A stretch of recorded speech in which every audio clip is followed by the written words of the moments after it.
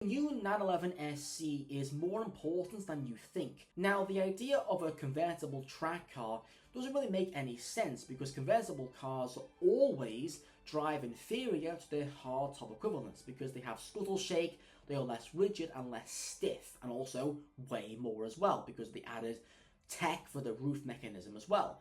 So for a track car to be heavier, less stiff, just doesn't make any sense. It's going to make the car drive worse, which defeats the point of a GT3. But to put those worries to rest, Chris Harris even says himself, this new 911 SC drives basically indistinguishable from a standard hardtop GT3, which is brilliant because that GT3 driving experience with no roof, the sound, the gearbox, the looks, the engine, the driving dynamics with no roof just sounds like the stuff of dreams. I think it's so cool.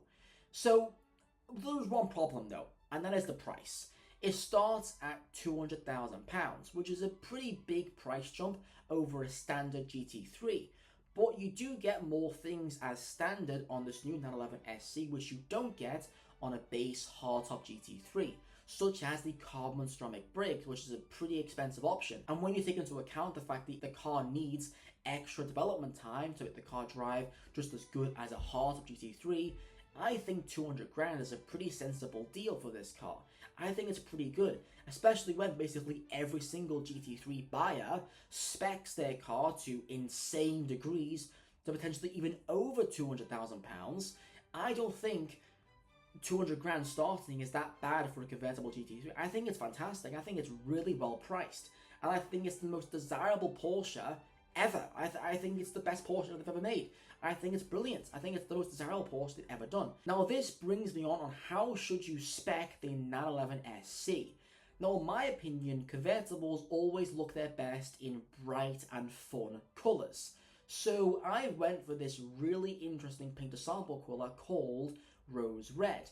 This is a brand new colour for the Porsche paint to sample lineup, but overall it is a historic Porsche colour. It used to be called Phrase, but it was brought back after a customer had requested it for their Sonderwunsch program for their 911 ST.